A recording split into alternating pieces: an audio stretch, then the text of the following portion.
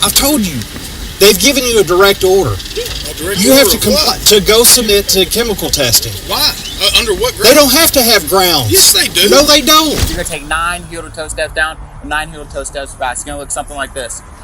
1, 2, 3. He would do it up, and then he would take it over and give it to Valerie. Corrupt cops often think they're untouchable, but when they push their power too far, it's only a matter of time before they get put in their place. Just like this first guy who had a little too much to drink while he piloted a boat. Do me a favor, turn around for me. Okay. You are being placed under arrest for boating under the influence, okay? I just didn't want to do it in front of your family. Despite their authority, police officers are not above the law. But these corrupt tyrants ignored that and did the unthinkable. Make sure to watch until the end, as today we'll be discussing cases where dirty cops abused their authority and were eventually caught. In July 2024, Florida Fish and Wildlife Conservation officers noticed an individual speeding his boat in an idle zone. He immediately pulled him over and realized that it was an off-duty police officer. Once you get yourself alongside, I'll give you this to hold on to, okay? You got it? There you go. Okay, so I'm Officer McCormack with Fish and Wildlife. Do you know why I'm stopping you? Maybe because I was above the posted speed, just above that sign? Yes, sir. Yeah, that sign back there, you were on plane. You passed it, and you finally came down after I came around and called you over. Okay, my bad. It's idle all the way in once you hit that sign. See the speed of that boat right there? Yes, sir. That's the speed you need to be going to. The boat's driver was a Polk County Sheriff's deputy, and he quickly revealed his identity. Where are you guys coming from? Like the Polk County Sheriff's? No, I'm saying where are you coming from today? Oh, we were at the sandbar all day. Okay, gotcha. We didn't do any fishing. Okay. And what else is it? The registration, sir. I want to say the registration I have in my truck. You have it in your truck? Yes, sir. Okay. Were you guys with anybody else, or was just you guys? Just okay, us, sir. gotcha. Yes, sir. How long have you been out for? Since about 8:30. 8:30? Yes, sir. Okay. What's that? Do you have numbers displayed on your vessel, sir? Yes, sir, I do. How far up are they? Right about around the speaker. Right about the speakers? After talking to the deputy, the officer realized something was wrong with him, as he could notice signs of impairment. That's when he started to conduct some field sobriety tests. So what I'd like for you to do is sit straight at the front edge of the seat. Put your arms about... Can I give this to my girl? You sure can, yeah. Go ahead. You can, and I'm going to be looking in your eyes too, so if you want to take your glasses off, you can do that too.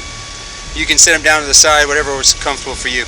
Alright, you're going to sit on the front edge of the cooler right there. I need you to hold your head still and just follow the stimulus. The stimulus is going to be right here with your eyes and your eyes only, okay? Yes, sir. Alright, right here, only with your eyes. Is that sun in your eyes? A little bit, but... Let's get you moved. Alright, slide over to the right there, sir.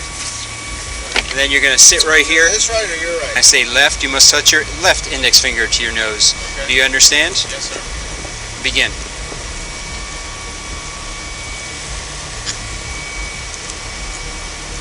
You didn't say which finger. Okay. So you got to listen to the task, okay? Yes, sir. Okay, so what position did I have you in when I told you to begin?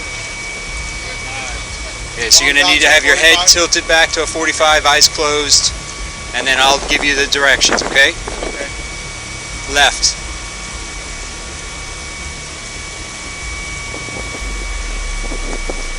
The eye test was simple, but the next palm tests would reveal just how intoxicated the deputy was, and the results were shocking. 1, 2, 1, 2, 1, 2.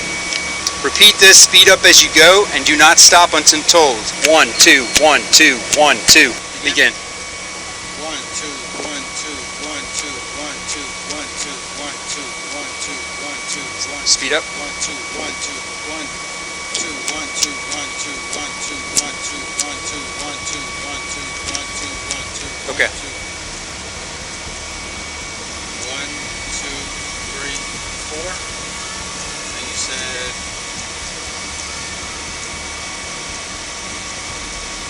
count backwards. Just do your best. Do the best that you can remember. 7, 6, 5. And then you said, I think you said like this. Okay. Can I talk?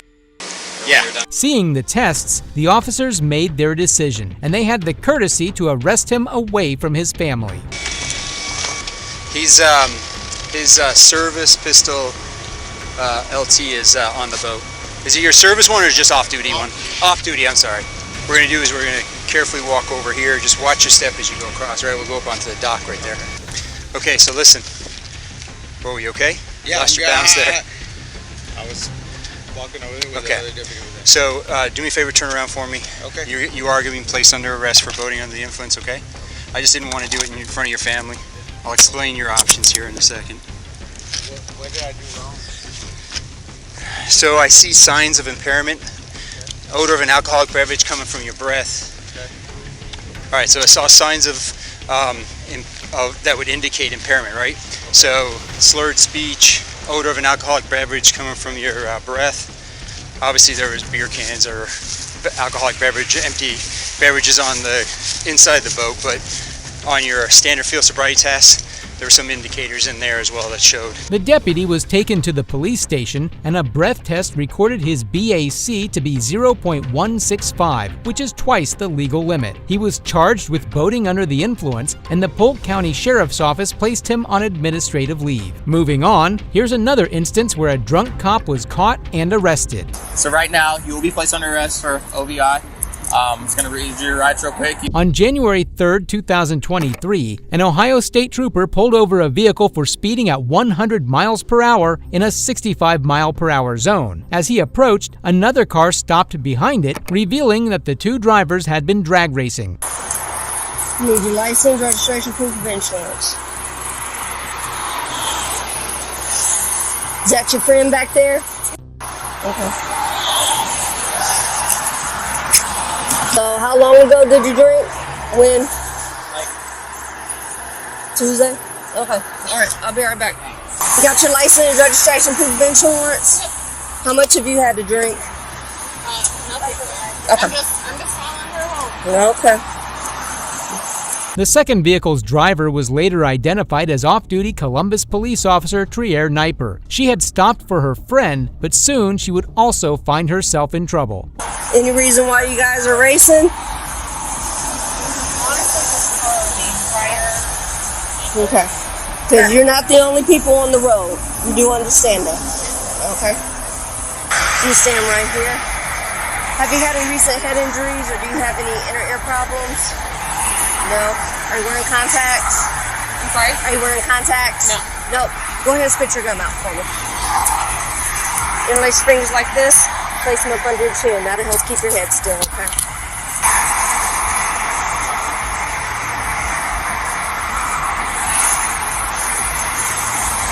Officer Kniper was the subject of an eye test, but before conducting the rest of the field sobriety tests, the trooper went over to talk to her friend, who was clearly more impaired than the officer. Thought I gave it back to you already. Come have you step out for me, okay? You got your car in park? You got your car in park? Okay. Roll your other window up. Roll your other window up so your dog doesn't jump out. Do you have any gum in your mouth? Have you had any recent head injuries or do you have any inner ear problems? Sorry. Have you had any recent head injuries or do you have any inner ear problems? I've heard about 11 concussions. Okay. Alright, are you wearing contacts? The trooper proceeded to conduct the field sobriety tests on her friend, who was identified as Paige Slyman, and her abysmal performance only meant one thing.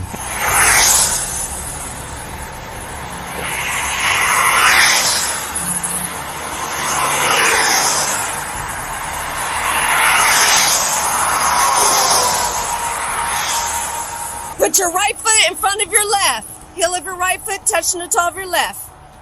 Arms down to your sides. Maintain that position till I complete the instructions. Once you start walking, don't stop till you complete the test. You understand the instructions, ma'am? Yes. Go ahead and begin. Count your first step as 1.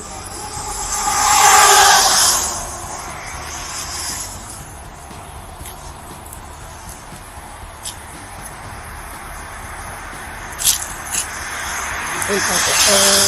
Now left turn.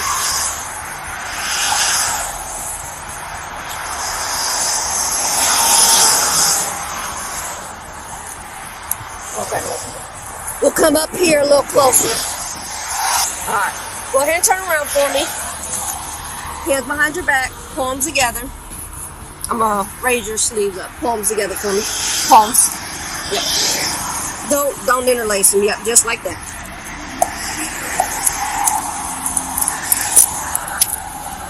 Right now you're being placed under arrest for driving under the influence, okay? After arresting Miss Slyman, the trooper returned to Officer Kniper and conducted the walk and turn test, a key indicator of intoxication. I was taking her to get her car, and she was going to her boyfriend's house, and I was going to my friend's house.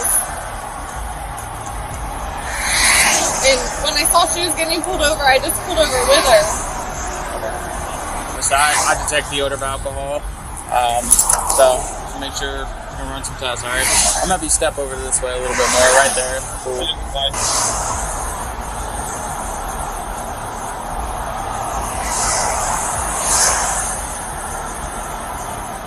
Alright, I'm gonna have you put your right foot in front of you, directly in front of you, left foot in front of it, heel to toe like this. I'm gonna put your arms down at your side. Don't move from this position until instructed to do so, okay? So for this test, you're gonna take a series of small steps, and you're gonna turn yourself around. You're gonna take 9 heel to toe steps down and 9 heel to toe steps back. It's gonna look something like this. 1, 2, 3. Actually, let me go on this side, actually. Sorry about that. So, It's shocking how, despite being an officer, Kniper was drag racing with her friend, and both of them were intoxicated beyond the limit. The trooper also slapped the cuffs on her wrist, and both were taken to the police station. 1,035, 1,027, 1,028, 1,029, 1,030. you can stop. Alright. So I'm just gonna look at your eyes one more time. We're gonna do another test and do circle. Well, I'm gonna have you back up for me, okay? You see that red light right there? This red light, my patrol car right here on my camera. Yeah. I'm just gonna have you face that, okay? Cool. I'm gonna have you step forward for me, okay? All right. I'm gonna have you place your hands behind your back like you're clapping. I'm gonna explain some things to you, okay? So right now, here, I'll have you put like you're clapping. Cool. So right now, you will be placed under arrest for OVI. It's going to read your rights real quick. You have the right to remain silent. Anything you say can and will be used against you in the court of law. You have the right to talk to your attorney prior to any questionings. You have the right to stop answering questions at any time. Do you understand your rights as I've read them to you? All right, cool. This red light, my patrol car right here on my camera. Yeah. I'm just going to have you face that, okay? Cool. I'm going to have you step forward for me, okay? All right. I'm gonna have you place your hands behind your back like you're clapping. I'm gonna explain some things to you, okay? So right now, here, I'll have you put like you're clapping. Cool. So right now, you will be placed under arrest for OVI. It's gonna read your rights real quick. You have the right to remain silent. Anything you say can and will be used against you in the court of law. You have the right to talk to your attorney prior to any questionings. You have the right to stop answering questions at any time. Do you understand your rights as I've read them to you? All right, cool. Both Officer Kniper and her friend were charged with drag racing and OVI. The officer refused to provide a breath or blood sample at the station, resulting in a 1-year license suspension. Despite this, she remains a Columbus police officer to this day. While this officer faced consequences, these federal security agents needed a reminder of the law, thanks to a brave auditor. I'm not in the courthouse. Is the courthouse over there, through those doors? But there's no court here, right, where I'm standing? What's your goal? No, my goal is to just take some pictures and video in public spaces. That's it. I didn't come up to you. I didn't call you here. I didn't do any of that. So, do you mind if I get your name, sir? Yeah, no? Okay. I don't know what your goal is. That's very professional, sir. In August 2024, Auditor Sean Reyes visited the United States Post Office and Courthouse in Scranton, Pennsylvania to exercise his right to film. However, just seconds after arriving, he received a cold welcome. Sure. 7 a.m. Who are you, sir? Who are you, sir? I work here. And your name? You're not allowed to videotape. I'm not allowed to record? No. Isn't this a public area here? You're not allowed to videotape in here. Do you mind if I get your name, sir? My name is Mark Refusal. There's a sign out here that says no videotape. There's no signs here. There's a sign on the main. It really makes you wonder why these security officials have such a problem with the camera. Shortly after, they ganged up on the auditor to intimidate him to stop recording. Usually it's posted. I don't see it posted here, but This ain't just postal.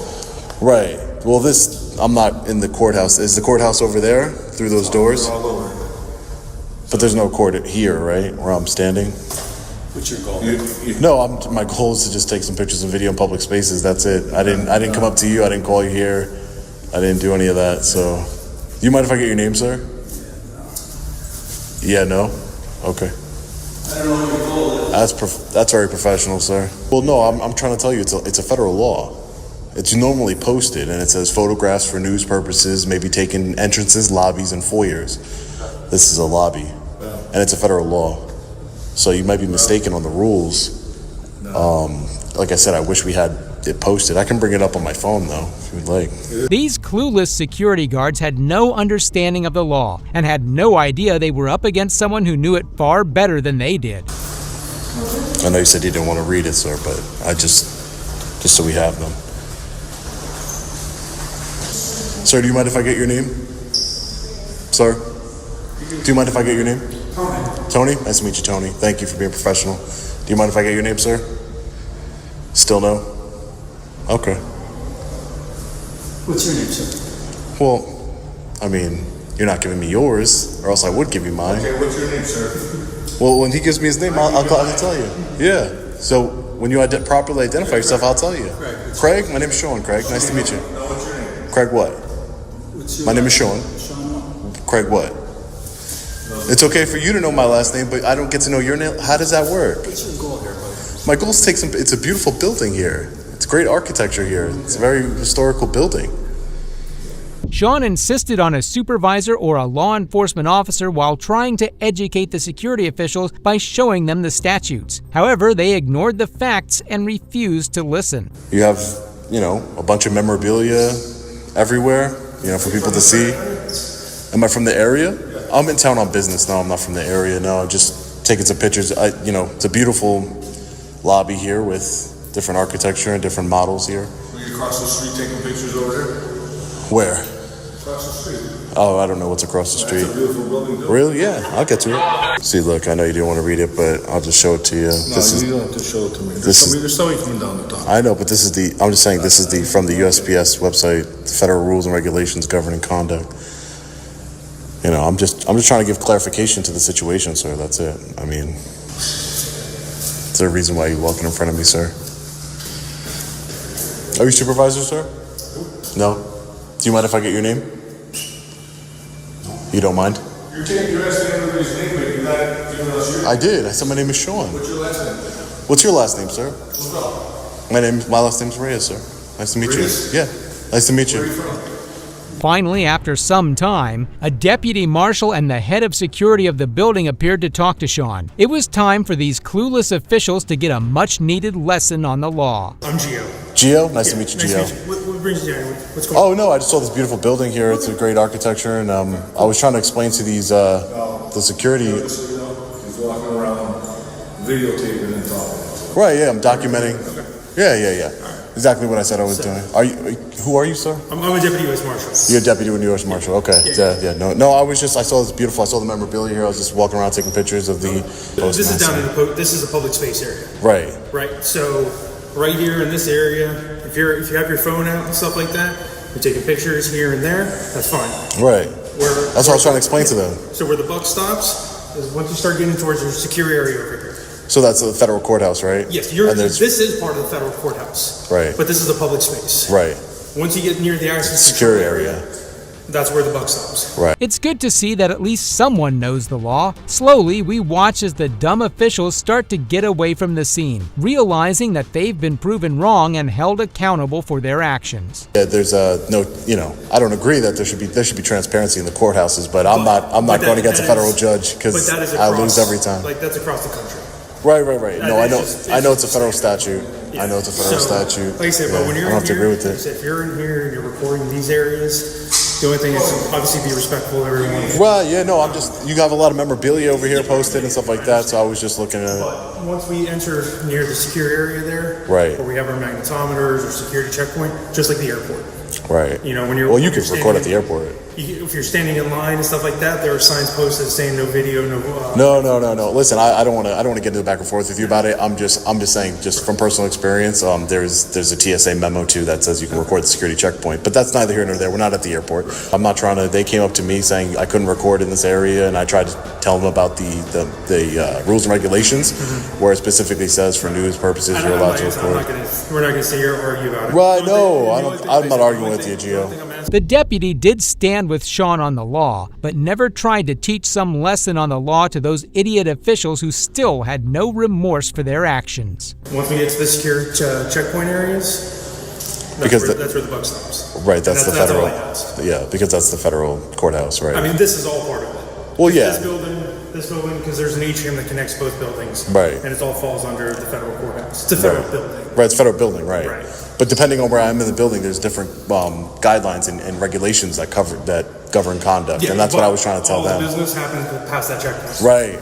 So that's where the phones stop. Even if you were to come in, and say you had an appointment. Right. Are they law enforcement, or yes. They are law enforcement? Okay. So why would they call you down? Why couldn't they just deal with it themselves? They work for us. It's a private company, right? Court security officers. Yes. You're contractors. And you work directly for the federal government. Okay, I just want to understand that logic. Thank you. I appreciate it. Well, I mean, if you could just let them know, because they, Like I said, sometimes it's... I just don't want, if somebody else came in here and taking pictures, they're going to tell them, hey, you can't take pictures in here, it's against federal law, when it's not. I think it's something that should be clarified. Right. That's all. Yeah. Sean was definitely not happy with the treatment he received, and it's tough to see how you can't even exercise your constitutional rights due to individuals like these who have no sense of the law. No, we're just making sure everything's cool. Right. Because sometimes, Well, making sure something's cool and then being confident in something is different. Again, at the end of the day, the world's a weird place right now, so we're always having to stay on edge. Right. They probably came up to you, because we don't have a ton of people coming in recording. This beautiful building? It is, I agree. But a lot of times we don't have people come, people don't come into federal courthouses to walk around and look around. Usually it's because you got business there. Well, I've been in a lot of federal courthouses, and they're very beautiful buildings. Yeah, marble walls, they are very beautiful. Great architecture. Great architecture. Yeah. And especially this one, it's post office and You're probably one of the few. Right. You're one of the few that have come in to really appreciate the artwork and everything like that. I mean, as opposed to, like I said, most people walking by to see federal courthouse and just keep walking around. Yeah. Okay. You know what I mean? Yeah. All right, man. All right. So, take care of yourself. Thank you, Gio. Yeah, man. Thank you. So this side over here is the federal courthouse, where they won't even allow you to have a phone. I've been to the Second Circuit Court of Appeals before in New York City, and they will take your phone, electronic devices, and it's a federal statute within the federal code that you cannot have possession of an electronic device in a courthouse. And I gotta tell you, if you ever wanted to go into a federal building, it's a shame that they won't allow pictures or videos inside of federal courthouses and the courthouse part of it, because it's actually very beautiful. That's where all our tax money goes. Marble walls, columns, it's very beautiful. This next sheriff is such a tyrant, officers are leaving his PD just because of his attitude. You get on my traffic stop again, I will arrest you. Yeah, I'll arrest you right now. Do it, buddy. And we're gonna... You're going now. Okay, well, what if I don't? We gonna have a problem. So you're driving a city vehicle without a duty weapon? Yeah, is that something illegal? Yeah, it's against policy. What ain't against policy? Don't get too close. That's what I'm saying. Then back up on me. I'm just saying, I don't want this thing to escalate. How's it going to escalate? You tell me. Cop-on-cop confrontations are really rare, and the cases I picked for you today are unlike any other, starting with the first one where two cops have a complete meltdown over a traffic stop. Sergeant James of the Hiawassee PD conducted a traffic stop on a vehicle after observing it driving recklessly. Good evening. How are you doing? Doing well, and yourself? I'm doing all right. What's your hurry? You're very recklessly from the city all the way here, man. In and out of traffic, not using turn signal. Man, I watched you. It took me this long to catch up to you. I'm sorry. You were 70 plus. I didn't think I was that bad. I checked you at 65. I'm sorry. What's your hurry? I got to get my medication. You gonna try to kill people over medication? No, well, it helps with my anxiety. If that car in front of you would have slammed on brakes, you would have caused a wreck right here. What kind of medication is it? It's for bipolar and anxiety. Okay, I don't think that medicine would make you drive the way you were driving. No, because it's starting to wear off. I was expecting to be home all night. It's starting to wear off? Yeah. How many times a day you take it? One when I first after I eat breakfast, I take one at 9 o'clock and one at 2 o'clock, and then one in the evening. And it's starting to wear off. I can feel my head starting to... Well, the way you were driving, that's why I'm taking the medication. Well, maybe you don't need to be driving at all. No, as long as I'm on medication. Well, why don't you take your medication with you? Because I expected to be home. Hang tight. The man was going way over the speed limit, and the traffic stop was fully warranted, but soon enough, trouble would arrive. Alright, I didn't write you for reckless driving or any of that. I wrote you for speed, just like I told you, 65 and a 45. I did put what you say and what I observed, okay? Your court date is August 8th, 2022 at the Hiawassee City Hall, okay? Alright, watch coming through town like that, man. Oh, yeah, Traffic's heavy, okay? Alright, be careful. Sir, got a question. Yes, what come on. Inside the city or out here? Just right here. Okay. Go pull the video at Valero.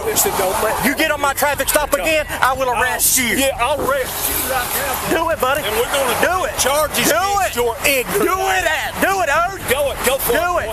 There's cameras at Valero and there's cameras at Napa that see you pulled out. Shut your mouth. You don't talk to me like that. I'm not your boy. Talk to you, boy. You a boy. Thank you. Thank you, sir. Everybody. Thank you. Thank you. Count 302, status check. Info. This madman was Sheriff Henderson, and he's had a long-standing grudge against the Hiawassee PD. And you're going to hang out with him while you're in uniform working for me. I run this mother by myself before I'll be disrespected by people that work for me. And I'm sorry, I know I'm acting crazy, but I've never been so damn mad. But let me ask you, are you going to hang out all the time with my enemies? People have left the sheriff's office because of his behavior. Who would even want to work for a boss like that? And what's surprising is that he still holds office. He can only be replaced by the voters, so if the people of Hiawassee really want to change, they should vote this man out. This next deputy was a diva. He was pulled over for driving under the influence and then started taunting his superiors. On January 13, 2021, a woman dialed 911 to report saying that a Bossier City police unit was driving erratically and hit a mailbox. The driver was identified as off-duty Officer Travis Coker. 3 supervisors immediately pulled him over to confront him. How was your driving? Driving fine. It pulls a little bit to the right. Other than that, unless I drop something or whatever, hit the curb or whatever, or in the middle line, but you can call around the car if you like. Did you drop something? The only thing I know of, I saw the phone down on the seat and was reaching for it to get it. I had to check to see what they were. Wait. You know, right there in the middle of the back seat. So you got off? You got off at 6 o'clock today? I did. I got 2 kids now. Did you go straight to bed or what was the deal? No, I didn't. So you've been up since last night? I have. The Adderall? What is it? The Exotram or what? Lorazepam? Yeah. So it cause dizziness. Have you taken a couple of these? No, not today. No. Not a one. The supervisor checked Coker's car and found sleeping pills on the front seat, but Coker downright denied that he took them, and the supervisors weren't about to let this slide. So you think you're good to go for driving? 100%. And look, ain't nobody trying to get a hard time. No, I know, and that's why I had been asleep. I was trying to get everything arranged. Got home, got the kids on the school bus, met Daddy, got all that situated, just trying to pick the house up. He didn't need his prescription. He can't walk, so I'm sitting there waiting for him. mean, it's nothing personal. I know it seems that way, but No, I get they got an that. obligation to just check I get things that. out whenever you Yeah, got a I get it. complaint like that, you know? Man, I told him that when I went to Nice, man. I can't. I'm just trying to juggle it all. It's not like I go home and just get great sleep. I just don't. Right. You know, I've got full custody of 2 kids, and I got to get. Right. My mom just died. I'm trying to help my dad with all the pills and all that shit. Right. Come up here and get his prescription. He can't walk. Right. I get it. Can't even walk. I'll be glad to come up here just a little bit. But I don't feel safe driving right now until you know that you're okay. But can I get somebody to come get me? I promise you, Lieutenant Cap, I am fine. If I hit something, it was dropping my phone. It ain't the sleep. Well, listen to me. We're going to have to go this route, what I just told you. Okay, I'm telling you, I can't do that right now. You don't have no other choice. I'm telling you that right now. Cap, with all due respect, when I get off, I have obligations to things. That's why I couldn't go tonight to begin with, but I'm making it work. Coker was playing the pity card and being all nice right now, but this won't last for long, as eventually he was going to lash out at his supervisors. Captain, I can't go right You're this second. going now. Okay, well, what if I don't? We gonna have a problem. What's the problem? You probably administrative leave. For what? Because I can't go right this second because I'm on my off time? Listen to me. You're operating. I wasn't even driving. Coker. Captain, I love you to death. I mean, but you put me in a bad. You put me in a bad spot. Captain, I'm in the only spot I can be in, man. I'm trying to take care of my family. You're gonna have to go with him, okay? I can't go there right now, Captain. So here's the deal. I'm not trying to be, Captain, I ain't trying to be ugly at all. I can get somebody to come get me. I'll come back and get it later, whatever you want me to do. I'm sorry, I'm not trying to refuse. Listen to me. I'm not. If you was in your POV, listen to me. I would be. Listen it's in the shop. If you was in your POV, we wouldn't be out here right now. I know that. But you in the city vehicle. Right. And it's her word against. Did she got some videotape? Listen to me, man. This is not court. This is an administrative deal. I know that, but I'm just saying, anybody's out there, the police. Like I said, if I drop my phone and run over the line, I'm not doubting that. Yes, sir. But I have to get to. Give me 35 minutes. I'll come back and do whatever you want me to do. Can't do that. Okay, well, can I get somebody to come get me? No, you gotta come with us. If you refuse, we're not gonna have no choice but to put you on administrative. And what does that mean? That means that we have to take your gun, take your badge, and then we gotta go to the chief's office. And then the chief administration will take care of that. That's what we have to do. We're obligated to do what we're doing right now. That's what I'm trying to tell you. So if we refuse, we ain't gonna handcuff you and take you with us, but we're not gonna give you the keys to the city park. We're not gonna do that. Can I get my stuff out of it? Slow down. Are you going to take the test, or are you not going to take the test? I will take the test today. I just can't take it right this second. Why? Because it might incriminate him? If he's so innocent, why doesn't he just take it and be done with it? He knew he was driving under the influence, and the supervisors weren't going to let him off the hook. What he's explaining to you Yes, sir. And I'm is on y'all's that team. he and the captain are giving you an order. Being in patrol administration, okay, you're under their command that you have to submit to reasonable suspicion testing. What is the reasonable suspicion? It's not for debate. Listen to I'm just saying, explain to me the Coker, reasonable suspicion. you're arguing. Look. I'm asking. Okay. Sergeant, don't worry about it. He's been policing long enough. This guy, the detectives, if you don't understand what we're saying right now, you're not going to never understand what we're saying. Okay, so we just leave it right there. I'm not worried. I'm just asking, so that's all I'm doing. I'm on y'all's team. You understand by not taking the test now, you're subject to administrative issues or administrative procedures? Listen, I'm on the phone with one of the deputy chiefs. He said you got to go for reasonable suspicion that something, you got to go.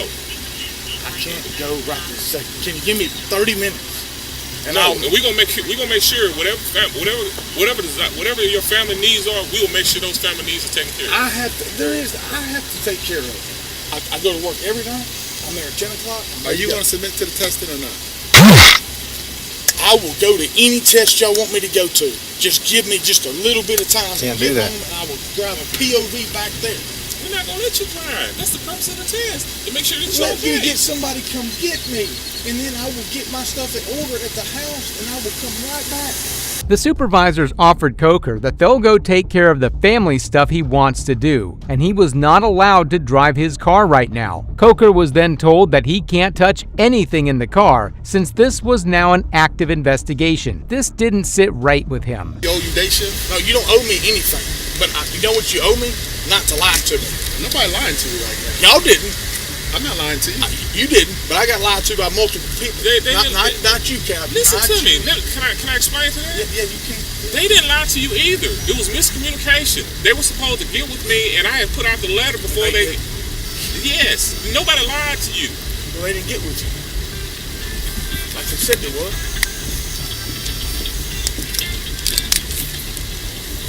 I'm not trying to make nobody's job hard. Work with all y'all. Fine, I'm gonna get my stuff out of it. When? Right now. It's my stuff. I can believe I can get it. It's my personal stuff. Okay. Yeah. You'll be able to get it, but you're not getting it right now. Well, I got to get my personal stuff, or that's a theft. No, it's not. It's going to end up happening. You taking a chance of being terminated. I'm not saying that's going to happen. But over what, Captain? Because right now, the way you're acting, we're trying to do our job. We're trying to do something.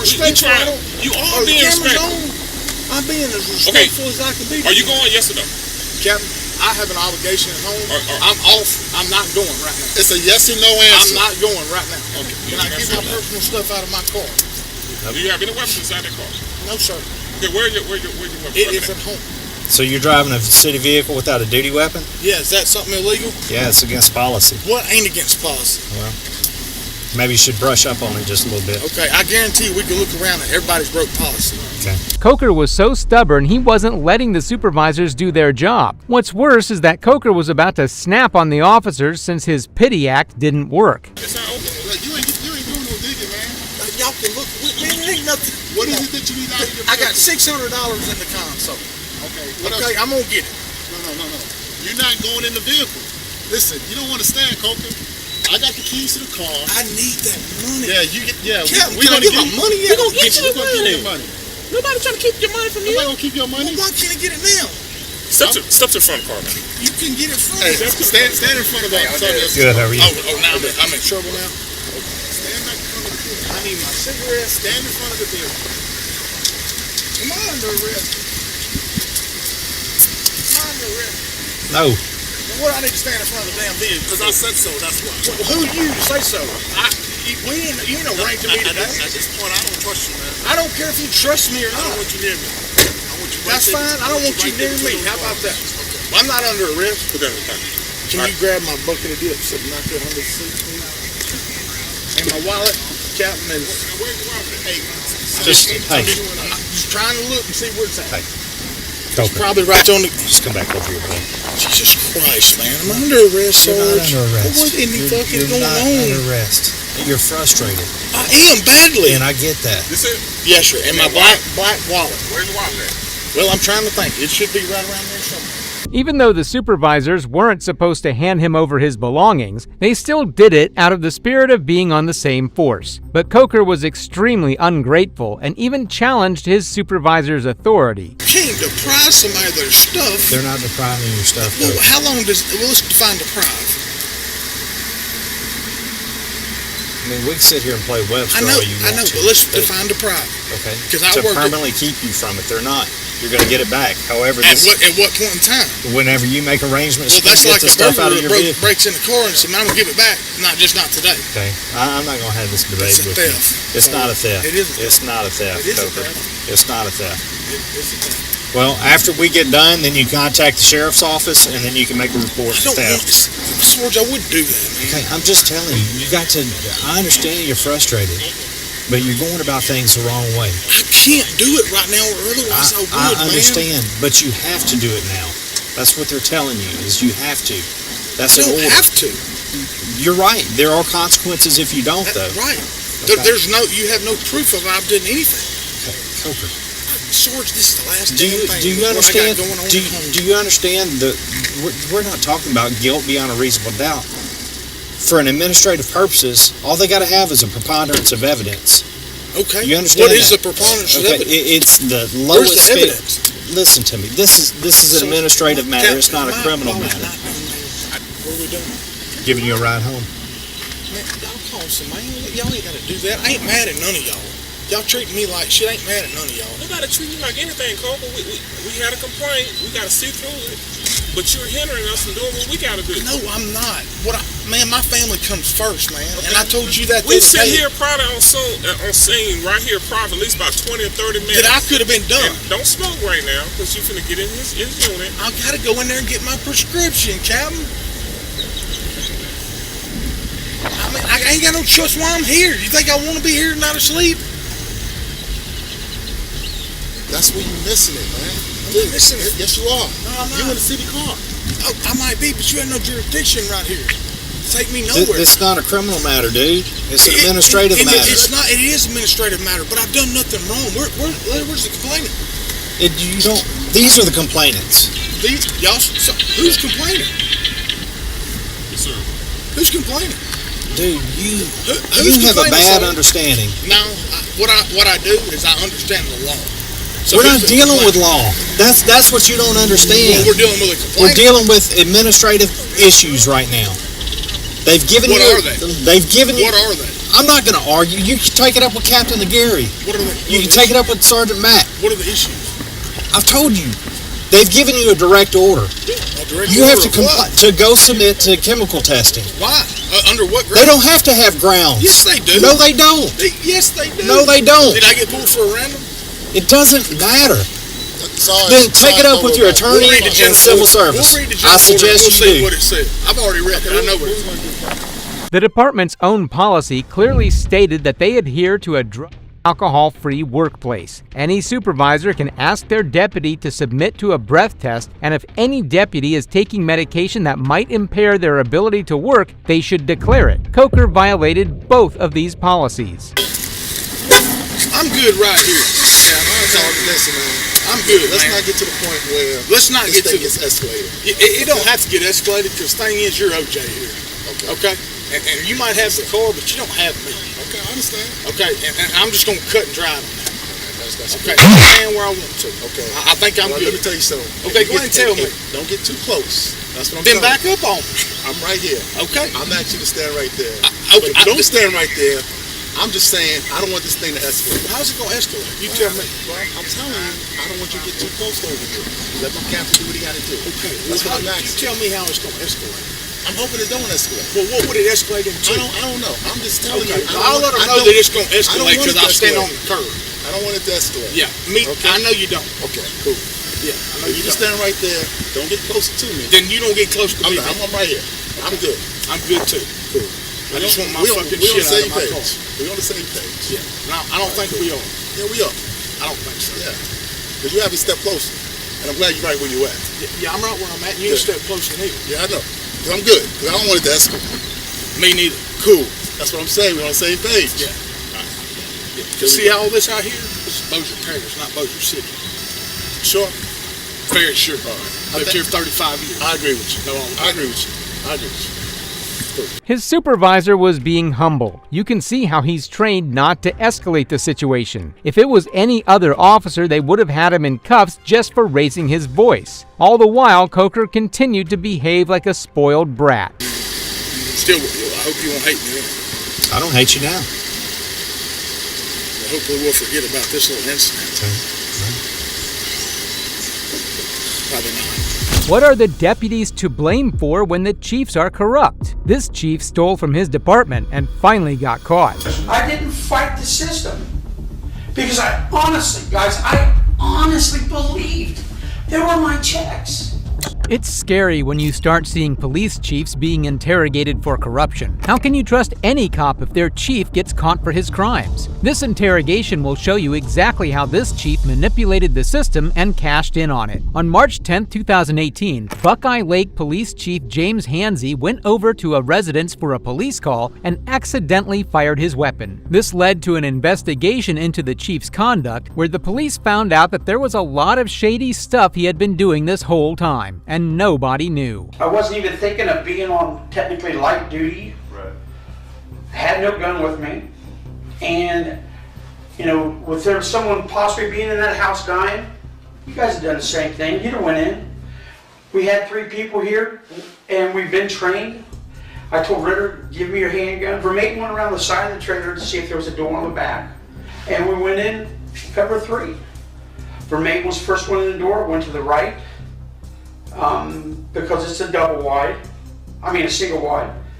Went in and I went to the left and I held the whole back of the trailer. And the trailer is really dark. And the only lights that's on is their flashlights and a TV in the very back room. I'm standing here, low ready, left hand, and all of a sudden something flashed. I thought someone was coming up, and when I came up, I hit a corner and put went in around, went on the floor. Okay. Did you have your finger on the trigger or something when you went up? I had, yeah. Hansy had a finger amputation just a day before the incident and was advised to stick to desk duty. But the policy didn't get through the thick skull of his, and he ended up endangering lives. Listen, we had an accidental discharge. Sorry about that. Everything in the house is fine. And his exact words to me is, I don't give a shit, as long as my mom's okay. The point still stands. He wasn't allowed to be there. Would he say sorry about that if the shot actually injured someone? Just come right to the scene with you guys and help clear the trailer. You know, I don't know if he also notified dispatch because we didn't have a walkie on him. I didn't have a walkie, neither did Jeff. I do know when I was standing there and she said 99 traffic, he got on the radio and asked for it and said, but 45899 traffic. Okay. All right. So we pull a tape from there. It's going to have you call on dispatch. Yes. Okay. Yes, it was. Because Ritter marked dispatch too and said, hey, this is going on over here at the trailer park and everything else. So he actually marked it. So you guys get over there, you have your external discharge, talk to the people, everything's fine with them.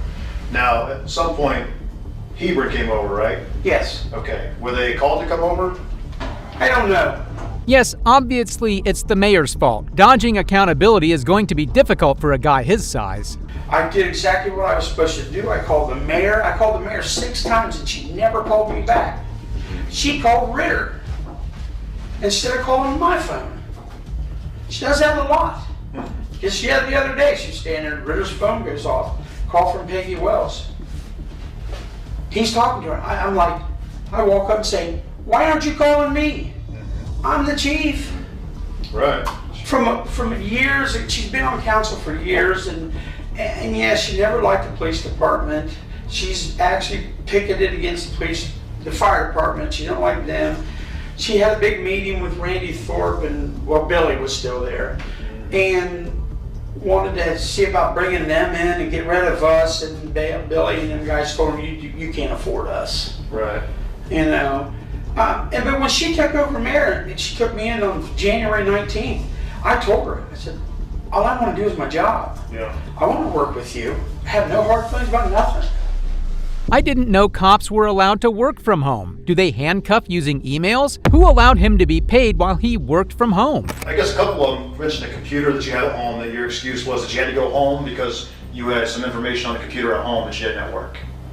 My computer at home is set up the same way the computer at the house. At the office.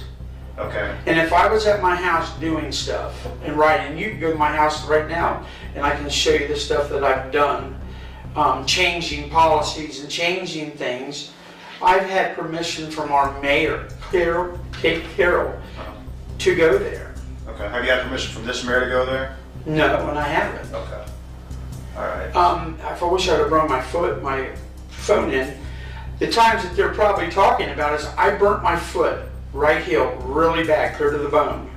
And I had to have a special boot. And it hurt to walk in it.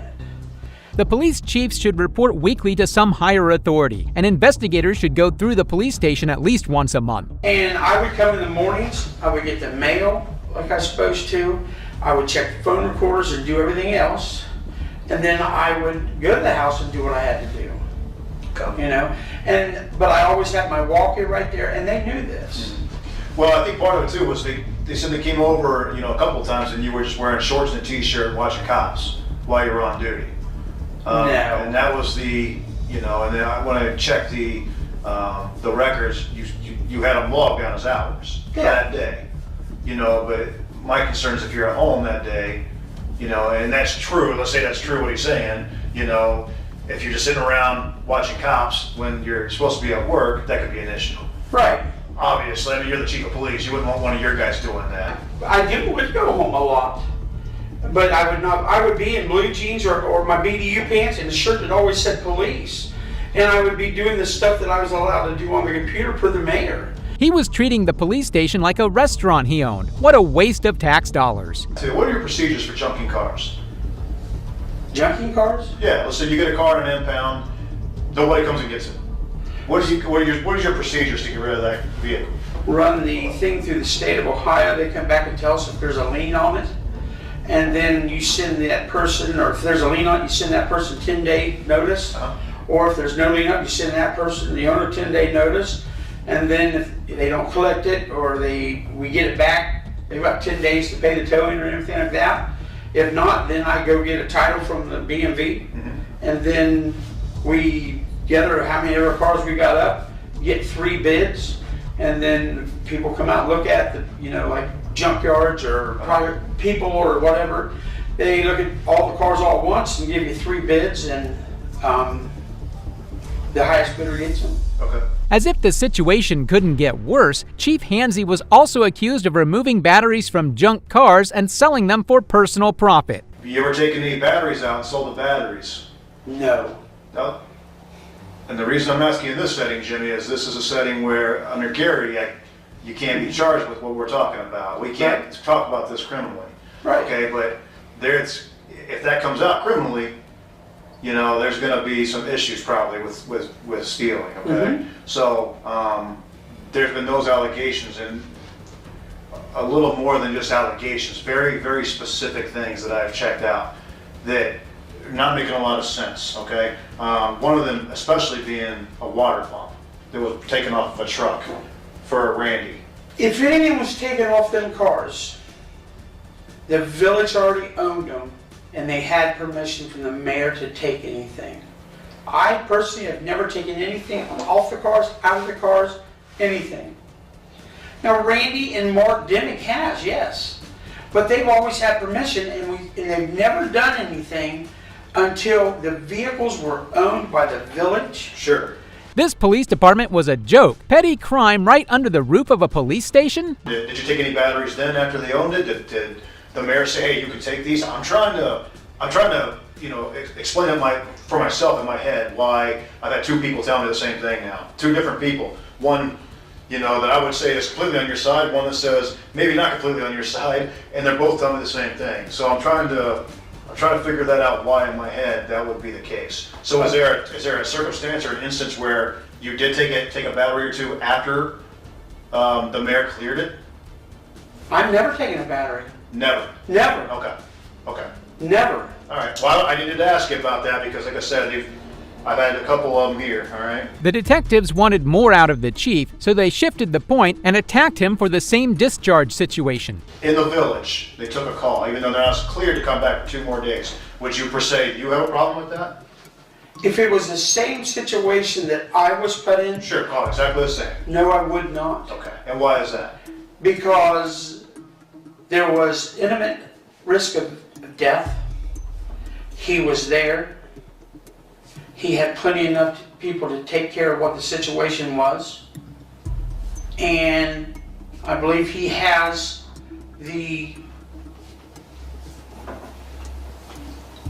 what word do I want to use? You want to use probably duty to do something, right? Yeah. I assume that's where you're going with that. Yeah. Okay. Yes, I do. I would not have a problem with that at all. I mean, the accidental discharge was very unfortunate and a bad timing, but no, I wouldn't have a problem with that at all because of the imminent danger. Once again, the accidental discharge seemed to only be a stepping stone for the detectives as they pursued another key issue in the department. You've got all the hours listed for everybody that worked, all the calls were taken, all that stuff. Yeah, we get the calls and everything out of the computer system. Okay. And Jeff would estimate the hours. How's he estimating the hours? I'm confused on that part. I worked 80 hours a week. Uh-huh. I mean, 80 hours a week. Every 2 weeks? Every 2 weeks. That's 160 a month, so he'd put 160. He would take what he was supposed to work, divide that by 2. That's what he would get, just down the line like that. Okay. Ultimately responsible for that. to make sure those numbers are correct. Those numbers were estimations. They were never correct, not meant to be correct. You guys are paid by the hour, right? Mm-hmm. How do you get paid by the hour, an estimate by the hour? How does that work?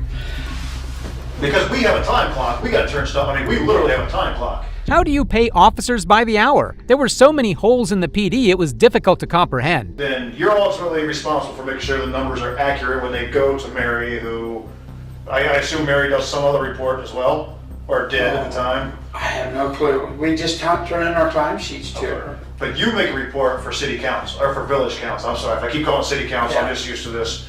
You make a report for village council, right? The end of the month, they would get a report. Yes. On with the fire department and every street department and everything else. Right. And that report is done by who? Vermaten. Okay, so Vermaten does the report.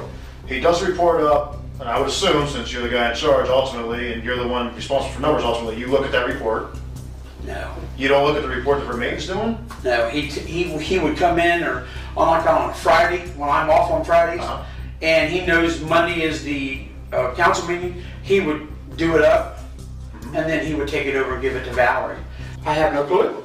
But you know who comes. But you know who's coming and going, Jimmy. That's the whole thing I want to get at. You know who's coming and going in the department, and there are people like Schilling. Is it Schilling? Schiller? I know Jason Schilling. Jason Schilling. Yeah. I talked to lots of people, and they said he only comes during taser training. That's it. And he's listed for 16 hours a month. Correct. Every single month. Correct. Because Frank Foster, our mayor, said he did our radar, he did our taser, and he did what else did he do? Radar, taser. The department's officers were all overpaid for the work they performed. One officer in particular was paid full-time, despite only attending taser training. Here's the chief's explanation. I believe it is accurate because the mayor, Frank Foster, said, we will trade him this 16 hours a month if he continues to train us like that. And that's the way we did it. I understand what you're saying. I do. I get it. But, you know, a guy like that's invaluable. You know, but you want that guy to actually work. And when you're presenting those numbers to the village council, the numbers don't match what is actually going on. You know, so if you're putting 16 hours down, it looks like that guy's been there for 16 hours that month. He put in at least 16 hours of time, right? If you wanted to look at it that way, yes. I don't know. I mean, I really don't know how else to look at it, Jimmy, when it comes to that, because, again, yeah, valuable guy. You want to keep him around. You want to keep him happy, but he's not putting the numbers in that you are saying he's putting in. Does that make sense? The chief once again deflected blame, pointing fingers at other officers and even the mayor, insisting he was simply going along with their decisions. He seemed unable to comprehend the seriousness of the situation and his own accountability. But it's on there for 16 hours a month. Every month that she's been there, she's got 16 hours a month. I call her, she says, no, that's not accurate. I call the guy she rides with, Haas. Jeff Haas. Jeff says, no, she does not work 16 hours a month. Yeah, you guys put 16 hours a month on that sheet.